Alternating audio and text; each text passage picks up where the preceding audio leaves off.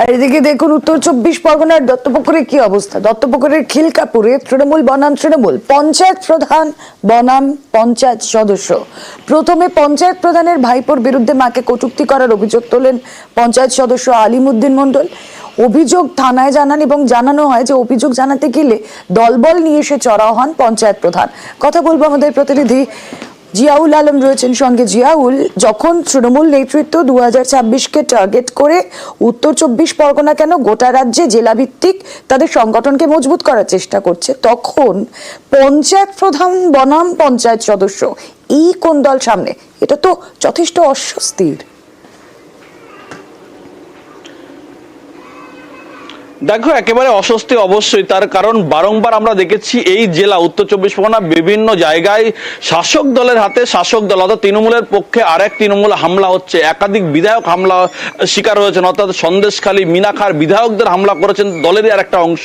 ফলে বারবার দলনেত্রী এবং অন্যদিকে সুপ্রিমো তারা কিন্তু বারবার বলছেন এই দ্বন্দ্ব কোন রকম ভাবে করা যাবে না, কিন্তু কে শোনে কার কথা।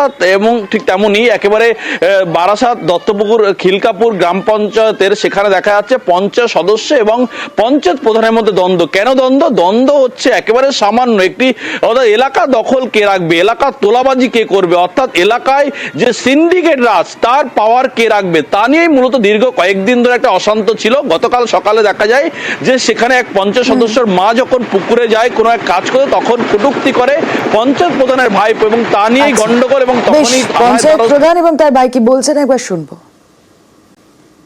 মা এই আমাদের এই পুকুর আছে, বাসি খাবার টাবার ছিল, ফেলতে গেলে রাজু গাজী বলে প্রধানেরই ভাইপো, সেই ছেলেটা মাকে টোন করে। মাকে টোন করলে মা আবার কি করে, আমার বউকে ডাকে, বউ এসে ওকে দু চার কথা বললে ও গালিগালাজ করে। তারপর আমি গাড়ি নিয়ে মাকে, বউকে, মেয়েকে নিয়ে আমি থানায় চলে গেছি, গিয়ে ওর নামে এফআইআর করতে গেছি।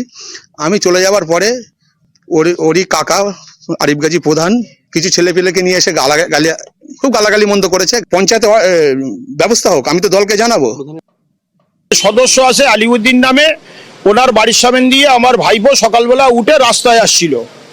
এখন হঠাৎ ওরা আলিউদ্দিন গাড়িটাকে দাঁড় করাতে ওরা 4-5 জনা গিয়ে ওর প্রতি গাড়ির থেকে ফেলে দিয়ে ওকে মানে কিল ঘুষি অত্যাচার যা করার, আংটি ছিল হাতে, কপালের মধ্যে মেরেছে, কপাল ফেটে গেছে। পুরো মিথ্যে অভিযোগ, সেটাকে পুলিশকে বলা হলো। মিথ্যে অভিযোগ দিয়ে পাড়ার মধ্যে একটা সন্ত্রাস সৃষ্টি করছে। আর অ্যাকচুয়ালি আলিউদ্দিন এটা করছে সিন্ডিকেট নিয়ে।